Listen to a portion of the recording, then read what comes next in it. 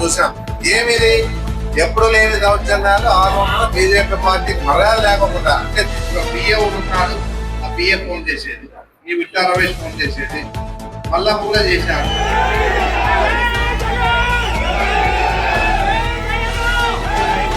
ఈరోజు మన పార్టీ గట్టిగా ఇచ్చిన మాట నిలబెట్టుకోవాల్సిన మన పార్టీ ఉంది. జగన్మోహన్ రెడ్డి గారు ఉన్నారు. ఆ గౌరవాన్ని ప్రజల్లో ఉంటే గౌరవం ప్రజలు ఉంది. కాబట్టి ఈ రోజు మనం మన పార్టీని పెట్టుకుంటూ మన భవిష్యత్తు ఉండాలంటే మన పార్టీ జగన్మోహన్ రెడ్డి గారు అధికారంలో కావాలి, ముఖ్యమంత్రి కావాలా.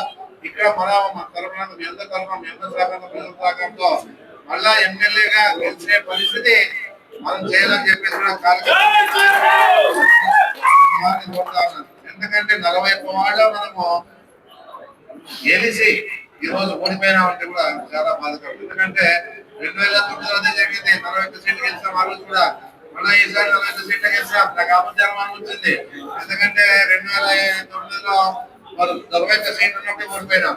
మళ్ళా నేను గెలిచిన 41 సీట్లు వచ్చిన అనుకున్నాను ఇదేదో తేడా వస్తుంది, 2025 గ్యారెంటీగా ఓడిపోతుంది అంటే అయింది. అది నా అనుమానమే కరెక్ట్ అయింది. ఎందుకంటే మన వాళ్ళు కూడా ప్రజల్లో ఉంటూ రాజకీయం అనేది ఒక వరం, అది భగవంతుని ఇచ్చే వరం, అందరూ కాలేదు కౌన్సిలర్లు. ఆ వరాన్ని మనం ఏ విధంగా నిలబెట్టుకోవాలంటే ప్రజల్లో ఉంటూ మమేకం అయిపోయి ఆ సమస్యలు ఏదైనా ఉన్నా నచ్చ చెప్పి ఆ రకంగా ముందుకు పోతే ఏదైనా చేయగలుగుతాం. ఎందుకంటే గడప తిరిగినా ఎక్కడ కూడా మనం వాళ్ళ మీద వ్యతిరేకత వచ్చినా కూడా సమాధానం ఇచ్చినా ఖచ్చితంగా చెప్పగలుగుతా ఉన్నానని నా నమ్మకాన్ని నేను పెట్టుకున్నాను. కాబట్టి ఏ విధంగా ఎంతమంది ఫోన్ చేసినా ఏ విధంగా చేసినా నేను వాళ్ళ గురించి ఆలోచించే పరిస్థితి చేయలే. ఏదన్నా అందరూ కాంటాక్ట్ లో పోతా ఉంటే మాట్లాడుతూ ఉంటుంది. వాళ్ళు కూడా ఏం చెప్తా అంటే మన పార్టీ గౌరవం సార్, ఈ రోజు మనం చైర్మన్ దించకపోతే మనకి మనగడే ఉందని చెప్పేసి ఒక ఆలోచన వాళ్ళు వచ్చిందనేది కూడా నాకు తెలియజేశారు. వాళ్ళంతా కూడా ఏదన్నా అలాంటి పరిస్థితుల్లో ఏకదాటిగా వాళ్ళందరూ కూడా ఐక్యమత్యంతో ఉంటూ ఈరోజు మన మున్సిపాలిటీని మళ్ళా మనం అనుకున్నట్లుగానే మన వారిని చైర్మన్ గా చేసుకునే పరిస్థితి తీసుకొచ్చారు ఈ కౌన్సిలర్ అని చెప్పేసి మనం చెప్పడం జరుగుతూ ఉంది. ఎందుకంటే మనకు పనులు కావాలా, ఇంకా 1 year టైం ఉంది. 1 year లో 65 సభలు వస్తా ఉన్నాయి. దాని ద్వారా వాళ్ళలో డెవలప్మెంట్ చేయాలా. దాని ద్వారా అక్కడ ఉన్నటువంటి ప్రజల్లో మళ్ళా వీళ్ళ మీద విశ్వాసం పెరగల్లా. మళ్ళా నెక్స్ట్ కి వీళ్ళందరూ ఎవరైతే ఈ రోజు ఉన్నారో ఆ వార్డులలో ఒక్క సీటు కూడా ఇంకోరికి ఇవ్వకుండా ఆమెకి గౌరవం పెట్టినటువంటి పార్టీ గౌరవం పెట్టినటువంటి వీళ్ళకే మళ్ళా సీట్లు కేటాయిస్తాం.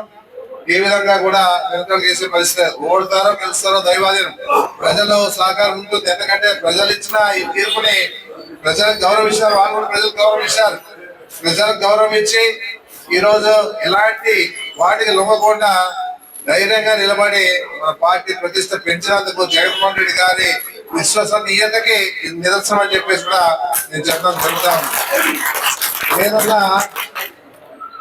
ఈరోజు ఆంధ్రప్రదేశ్ చూస్తా ఉన్నాం, తెలుగుదేశం పార్టీ వాళ్ళు ఎక్కడ కూడా ఇన్వాల్వ్మెంట్ కాలేవండి. అది కాదు. ఎందుకంటే వాళ్ళు మనకింటే వాళ్ళు సంతోషపడుతూ ఉంటారు,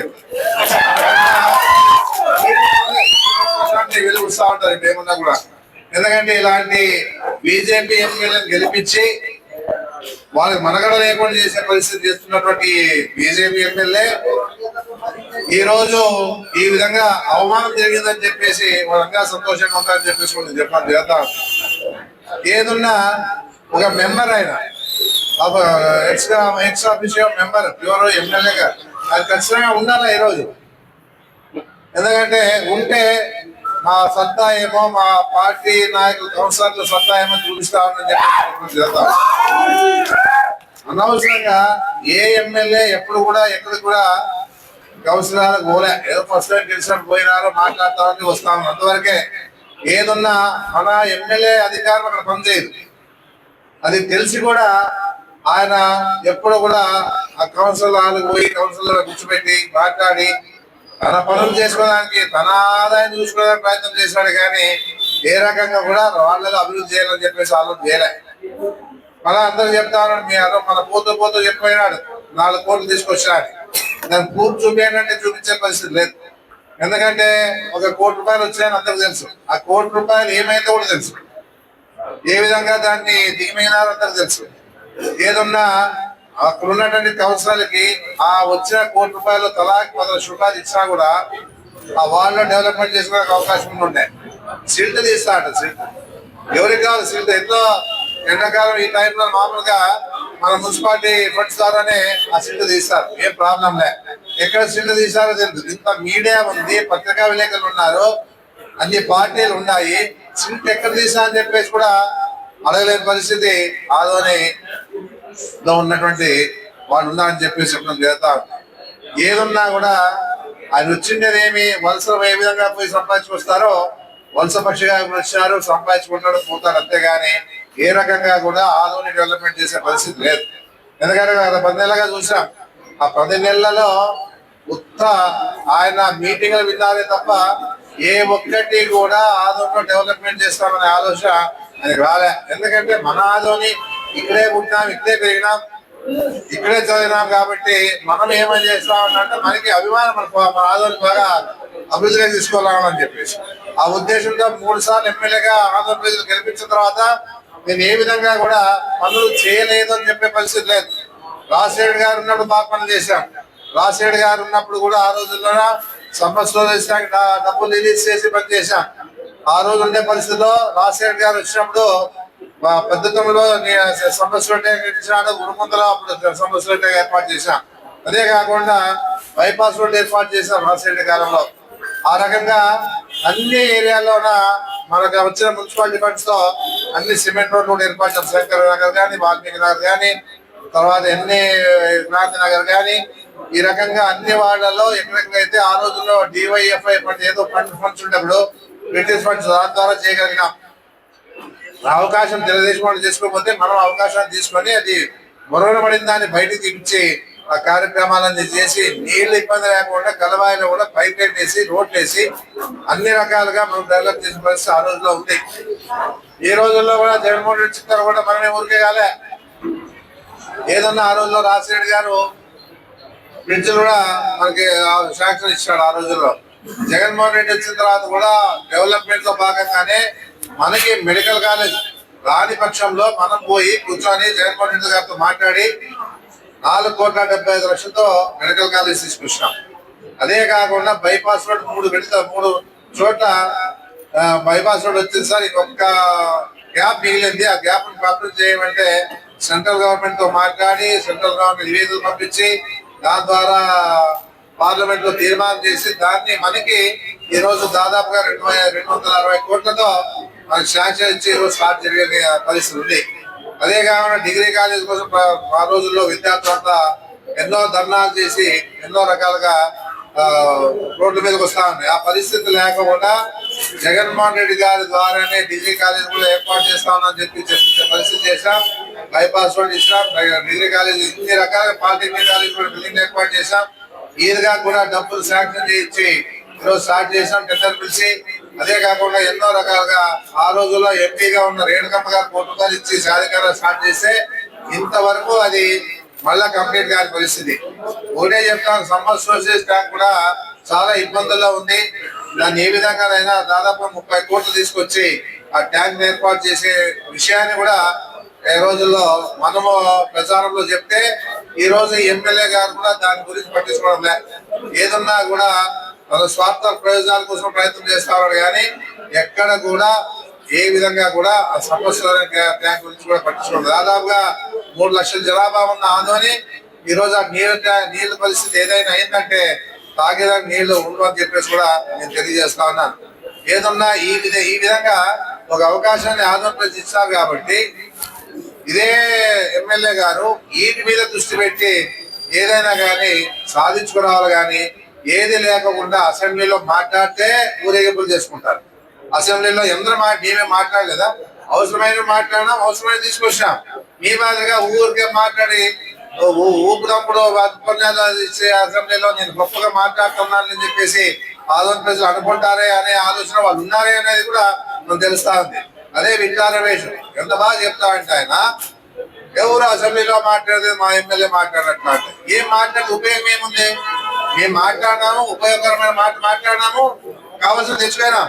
ఈ మాదిరిగా అనవసరమైన మాట మాట్లాడి ఏదో రకంగా మాట్లాడినామని అనిపించుకునే పరిస్థితి వాళ్ళ బీజేపీ పార్టీకి సంబంధించిన వాళ్ళు ఎవరైతే నాయకులు ఉన్నారో అలాంటి వాళ్ళు వాళ్ళ సంతృప్తి కోసము ప్రజలు మగ్గబెట్టాలని మా ఎమ్మెల్యే మాట్లాడే అసెంబ్లీలో అందరూ మాట్లాడినాం. అసెంబ్లీలో ఏదున్నా కూడా ఈ రోజు ఉండే పరిస్థితుల్లో మాట్లాడేది కాదు.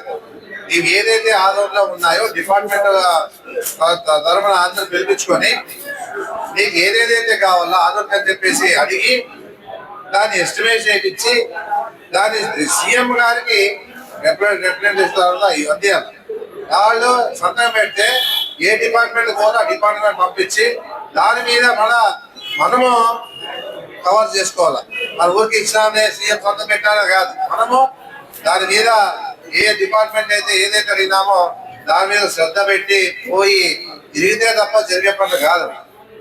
మళ్ళీ ఈ విధంగా సంబంధించిన మంత్రి కానీ సంబంధించిన వాళ్ళు కానీ సెక్రటరీలు కానీ వాళ్ళ దగ్గర పోయి రిక్వెస్ట్ చేసుకుని దాన్ని సాధించే పరిస్థితి ఉండాలి. కానీ ఏమీ లేకోకుండా ఇక్కడ తన స్వార్థ ప్రయోజనాల కోసం ప్రయత్నం చేస్తూ అన్ని రకాలుగా ఏ విధంగా మనకి ఆదాయం వస్తుంది, ఏ విధంగా మనోడిని పంపించి ఆదాయాన్ని పెంచుకోవాలని చెప్పేసి ఆలోచనతోనే మనం ఎన్నో చూసాం. ఏమిది ఎప్పుడు లేని దౌర్జన్యాలు ఆరోపణలు బీజేపీ పార్టీకి మర్యాద లేకుండా, అంటే బీజేపీ పార్టీ అనేది ఒక సెంట్రల్ లో ఉన్న నేషనల్ పార్టీకే గౌరవం లేకుండా ఈ రోజు ఇక్కడ ఉన్నటువంటి నాయకులు చేసుకునే తీరు చూస్తా ఉంటే అందరూ ఆశ్చర్యపోతా ఉన్నారు. ఏది చేసినా కూడా ఏది ఇసుకమ్మకం. ఇప్పుడు ట్రాక్టర్ ఇసుక జగన్మోహన్ రెడ్డి గారు ఏం చేస్తారు, సారీ చంద్రబాబు నాయుడు ఏం చెప్తారు, ట్రాక్టర్ వాళ్ళకి అంతా కూడా ఫ్రీ ఇసుక ఎక్కడి నుంచైనా తెచ్చుకోవచ్చు, ఏ విధంగా కూడా అభ్యంతరం లేదని చెప్పేసి జీవో కూడా పాస్ చేసినాడు చంద్రబాబు నాయుడు. వాళ్ళు బతికే బతుకులు వాళ్ళ ట్రాక్టర్లు కంపెనీలో తీసుకొని వాళ్ళ లోన్ల ద్వారా కట్టుకునేదానికి ప్రయత్నం చేసే విషయంలోన వాళ్ళు ఏదో ప్రయత్నాలు చేసుకుంటా ఉంటే ఆ ట్రాక్టర్ లోన్ నిలబెట్టేది, ట్రాక్టర్ లో తోలాలి అనేది, లేకపోతే కప్పం కట్టడం అనేది, ఈ విధంగా ఈ రోజు ఆందోళన ప్రజలు చూసేది అనే విషయాన్ని మనం చూస్తా ఉన్నాం. ఏ విధంగా కూడా ఏం జరుగుతా ఉంది, అదేదో డానా కోడలు డానా వేసే వాళ్ళు ఏదో వాళ్ళ పరిస్థితుల్లో వాళ్ళు అన్ని రకాలుగా అన్ని పర్మిషన్తో వాళ్ళు పోతా ఉంటే ఆ లారీని నిలబెట్టి పోలీస్ స్టేషన్ లో పెట్టేది. పోలీసు వాళ్ళు కూడా చెప్తా ఉన్నాను, సార్ మీకు సంబంధించిన విషయాలు ఏదైనా ఉందా మీ డిపార్ట్మెంట్ ద్వారా చేయండి, తప్పలే. అనవసరంగా ఒక పార్టీని పట్టుకుని ఆ పార్టీ నాయకులు చెప్పింది మీరు వింటూ పోతే మీకు బలమించిన భారం అయిపోతుంది. ఎందుకంటే ఈ రోజున వాళ్ళు చెప్పినవన్నీ వాళ్ళ స్వార్థ ప్రజల కోసమే చేస్తున్నారు, కానీ మీకు ఎలాంటి డిపార్ట్మెంట్ కి ఎలాంటి మీకు అవకాశాలు లేవు. ఏదన్నా వాళ్ళ స్వార్థ రాజకీయాల కోసం మిమ్మల్ని వాడుకొని మీ ద్వారా కార్యక్రమాలు చేసి వాళ్ళ లబ్ధి పొందే ప్రయత్నాలు చేస్తూ ఉండే పరిస్థితి కూడా ఆందోళన జరుగుతూ ఉంది. దయచేసి కూడా చెప్తాను, ఏదో దృష్టిలో పెట్టుకోండి. ఏదో ట్రాక్టర్లు ఇసుకుతున్నంత మాత్రాన వాళ్ళకి ఏదన్నా ఇచ్చిన చంద్రబాబు నాయుడు చెప్పిన మాట ప్రకారం ఫ్రీ ఇసుకే కాబట్టి వాళ్ళు ఏదో నేను డిమాండ్ చేస్తే ఏమవుతారంటే అక్కడ రేట్లు పెరుగుతాయి. ఎవరైనా ఇల్లు కట్టుకునే వాళ్ళు కానీ ఇంకో విధంగా ఏదో చేసుకునే వాళ్ళకి కూడా డిమాండ్ పెరుగుతాయి. అట్లా కాకుండా అంటే వీళ్ళకి ఏమీ లేదు కాబట్టి ఫీజు కాబట్టి వాళ్ళ తగ్గట్టుగా వాళ్ళ ట్రాక్టర్ బాడీలు పడుతూ వాళ్ళ డీజిల్ కొత్తలు పడే విషయాన్ని వాళ్ళు ప్రయత్నాలు చేసుకుంటూ తక్కువ రేటుకి ఇస్తారు. నేను డిమాండ్ పెట్టారంటే 5,000 6,000కి ఇస్తారు. ఆ పరిస్థితుల్లో ప్రజలు దెబ్బతింటారు అనేది కూడా గమనించాలి డిపార్ట్మెంట్ వాళ్ళని చెప్పేసి చెప్పడం చేస్తారు. ఎప్పుడో ఒకే ప్రభుత్వం ఉంటుంది ఇది. ఎందుకంటే మా ప్రభుత్వంలో కూడా చెప్పినా ఏ డిపార్ట్మెంట్ ఎప్పుడు ఆడుకోలేదు. ఏది ఉన్నా కూడా న్యాయంగా చట్టపరంగా చట్టం తన పని ఏ విధంగా చేసుకుంటా పోతా ఉందో ఆ విధంగా చేసుకున్నప్పుడే మనకి ప్రజలు సురక్షితంగా ఉంటారని కూడా గమనించాలని చెప్పేసి నేను కోరుతా ఉన్నాను. ఇష్టానుసారంగా అధికారంలో ఉందని చెప్పేసి మన ఏం జరిగింది, అవిశ్వాసం తీర్మానం పెట్టింటే పర్మిషన్ లేకుండా బీజేపీ వాళ్ళు చైతన్యవతం తీసుకుని దాని ద్వారా ప్రచారాలు చేసి డబ్బులు అమ్మపోతున్నా అని చెప్పేసి ఏ రకంగా ప్రయత్నాలు చేసి జనం వినియోగం లేదు. ఎందుకంటే న్యాయబద్ధంగా మనం కూడా ఆ రోజుల్లోన డబ్బు ఆశపడలేదు. ఏదన్నా ప్రజలు ఇచ్చిన సహకారానికి మేము కూడా మంచి వ్యక్తిని ఎన్నుకుంటే బాగుంటుంది. పుకార్లు వచ్చినాయంటే ఆ రోజు ఎవరైతే 2 కోట్లు ఇస్తామో 2 కోట్లు ఇస్తామని ఎమ్మెల్యేగా చెప్పేసి ప్రచారం జరిగిందో అందరూ అనుకున్నట్టుగా ఆశ్చర్యపడేటట్టుగా మనం కూడా నీతి నిజాయితీగా మార్కెట్ సోదరులకి ఒకసారి అవకాశం ఇవ్వాలని చెప్పేసి చైర్మన్ పదవి ఇచ్చే పరిస్థితి చేశాం. మళ్ళీ ఈ రోజు వాళ్ళే ఏ విధంగా మాట్లాడుతా ఉన్నారని మనం గమనించాం. ఏదున్నా కూడా మా వాళ్ళు పట్టుదలతో 35 మంది వాళ్ళు చేసే విషయాల్లో అవమానం భరించలేక ఏ విధంగానైనా వాళ్ళు దించే పరిస్థితి ఉండాలని చెప్పేసి ఏకదాటిగా మా కౌన్సిలర్లతో కూడా ఐక్యతతో ఉండవు ఈ రోజు ముందు పోయే పరిస్థితి జరిగింది. అందుకే ఏదున్నా కూడా నేను ఒకటే చెప్తా ఉన్నాను, ఏదున్నా ఇలాంటి పరిస్థితి జరగల, జరిగితేనే ఎవరికైనా కానీ భయం ఉందా అని చెప్పేసి కూడా నేను చెప్పడం జరుగుతా ఉంది. అందుకే ఏదున్నా కూడా ఒకటే చెప్తా ఉన్నా నేను, మీరు ఈ రోజు ఈ విషయంలో కూడా ప్రతి వారు చూశారు. మా కౌన్సిల్ అంతా కూడా ఏకతాటిగా నిలబడి ఈరోజు అవిశ్వాస తీర్మానం తెప్పుకొని పరిస్థితిలో ఈరోజు ప్రజలంతా గమనిస్తా ఉన్నారు. పార్టీ పరంగా కూడా గౌరవం నిలబెట్టారు, జగన్మోహన్ రెడ్డి ప్రతిష్ట పెంచారు, ఆదోళన కూడా మాకు గౌరవం పెరిగిందని చెప్పేసి నేను తెలియజేస్తా ఉన్నాను. ఏదన్నా మా వారికి ఒకసారి ఈ ఘనత మా కౌన్సిల్ అని చెప్పేసి చెప్పడం చేస్తాను. మా ఎమ్మెల్సీ కూడా ఎక్స్ట్రా మెంబర్ ఆయన కూడా ఈరోజు పాల్గొన్నాడు. ఎందుకంటే ఆయన బాధ్యత అది. మన ఇది ఎమ్మెల్యే గారు ఎంత బాధ్యత తీసుకోలేదని గమనించుకోవాలి. ఆ పార్టీ వాడు మేము అవిశ్వాసం తీర్మానం పెట్టుకుంటే ప్రతి వారం ఫోన్ చేసి, ఒక పిఏ ఉన్నాడు, ఆ పిఏ ఫోన్ చేసేది, ఈ విట్టా రమేష్ ఫోన్ చేసేది, మల్లమ్మ కూడా చేశాడు. అన్ని రకాలుగా అన్ని ప్రయత్నాలు చేసినా కూడా మా వాళ్ళు ఏ విధంగా కూడా లొంగలేదని చెప్పేసి కూడా ఏ విధంగా ఎందుకు నమ్ముతారు? ఏ మనకేమి లేఖగా ఉంటారా? ఏదన్నా ప్రజలు ఇచ్చిన తీరుకి వాళ్ళు తలకినారే కానీ ఏ విధంగా కూడా వీళ్ళు పెట్టే ప్రలోభాలు లొంగలేదని చెప్పేసి చెప్పడం చేస్తా ఉన్నాం. అందుకే ఏదన్నా కూడా మా వాళ్ళు ఎప్పుడు కూడా మా పార్టీ ఏ విధంగా బలంగా ఉంటుందంటే ఈ రోజు ఈ తీర్మానమే నిదర్శనం అని చెప్పేసి కూడా నేను చెప్పడం జరుగుతాం. ఏదన్నా ప్రత్యేకంగా మా మహిళా కౌన్సిలర్లకి, జెంట్స్ కౌన్సిలర్లకి అందరూ కూడా నేను నా తరఫున నేను ప్రత్యేకంగా ధన్యవాదాలు తెలియజేస్తాను. ముఖ్యంగా ఇవన్నిటికీ ముఖ్య కారణాలు ఏమిటంటే ఏదైనా కానీ జిల్లా స్థాయిలో మన ఎస్వి మోహన్ రెడ్డి గారు ముఖ్యంగా జిల్లా స్థాయిలో ఆయన అధ్యక్షుడిగా ఎంతో కృషి చేస్తా ఉన్నట్టు పరిస్థితి చూస్తా ఉన్నా. సురేంద్ర కూడా మన పార్టీ పరంగా కూడా బాగా అన్ని రకాలుగా సపోర్ట్ చేస్తూ ఆయన ఇన్ఛార్జ్ గా మన జిల్లాలో ఇవ్వడం జరిగింది. ఏదున్నా కూడా ఎస్వి మోహన్ రెడ్డి గారు చెప్పిన వెంటనే స్పందిస్తారు. ఆ రోజు ఈ అవిశ్వాసం తీర్మానం పెట్టాలా కలెక్టర్ పోల్ అంటేనే ఇమ్మీడియట్ గా పోయి మీ పోయిన వెంటనే వచ్చేసి కలెక్టర్ మాట్లాడి సార్ దీని త్వరగా ఈ అవిశ్వాస తీర్మానం ఏర్పాటు చేయాలని చెప్పేసి మాట్లాడి ఈ రోజుకి అది చూసిందంటే ఈయన పాత్ర కూడా ఎస్వి మోహన్ రెడ్డి గారి పాత్ర ఎంత ఉందని చెప్పేసి ఎస్వి మోహన్ రెడ్డి గారు చరిత్ర ఇది రాష్ట్రంలో చరిత్ర సృష్టించారు. వేరే పార్టీలు ఎన్నో రకాలుగా మన పార్టీ మీద అవిశ్వాసం తీర్మానం పెట్టి వాళ్ళు ఏదో రకంగా పంప పెట్టి వాళ్ళు ఏదో రకంగా భయపెట్టి వాళ్ళ అధికారానికి వచ్చే ప్రయత్నం చేస్తారు. ఇప్పుడు అది కాదు, మన పార్టీ వాళ్ళే మన వాళ్ళ మీదే అవిశ్వాసం తీర్మానం పెట్టి ఇది రాష్ట్రంలోనే చరిత్ర సృష్టించారని చెప్పేసి చాలా సార్లు ఎస్వి మోహన్ రెడ్డి గారు ఉన్న పరిస్థితి అందరూ విన్నారని చెప్పేసి చెప్తాం చేస్తాం.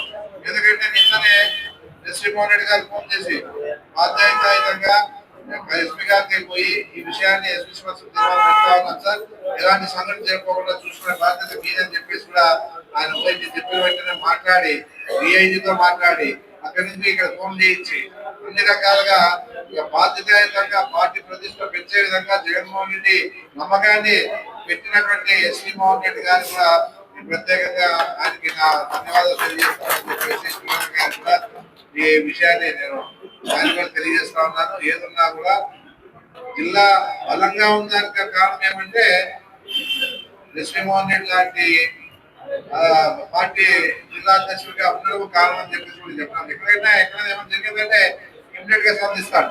నేను రాను, నాకు టైం లేదు, నాకు ఎక్కడికో పోతున్నారు సార్ మీరు వచ్చే తీరుతాను, మీరు వచ్చి అక్కడ ఏ సమస్య ఉన్నా కూడా దాని మీద పోరాటం చేస్తామని చెప్పేసి పట్టుకొని జిల్లా అధ్యక్షుడిగా పనిచేస్తామని పరిస్థితి ఉంది.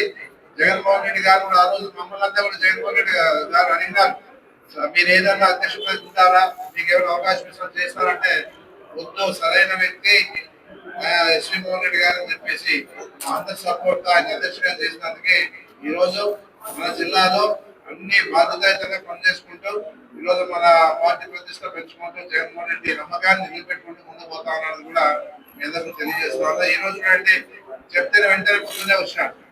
మార్నింగ్ నేను వచ్చి ఉంటాను, ఏ సమస్య వచ్చినా కూడా మనం ఎదుర్కొందాం అని చెప్పేసి చెప్పడం జరిగింది. ఏదైనా అంటే టీడీపీ వాళ్ళ ఇన్వాల్వ్మెంట్ లేదు కానీ పాపం నేను అనుకుంటున్నాము, బీజేపీ వాళ్ళు ఏదైనా కానీ దిక్కులు చేసే పరిస్థితి వస్తుందేమో అని చెప్పేసి అనుకోవడం జరిగింది. ఆయన వాళ్ళకి అర్థమైపోయింది బీజేపీ వాళ్ళు కూడా.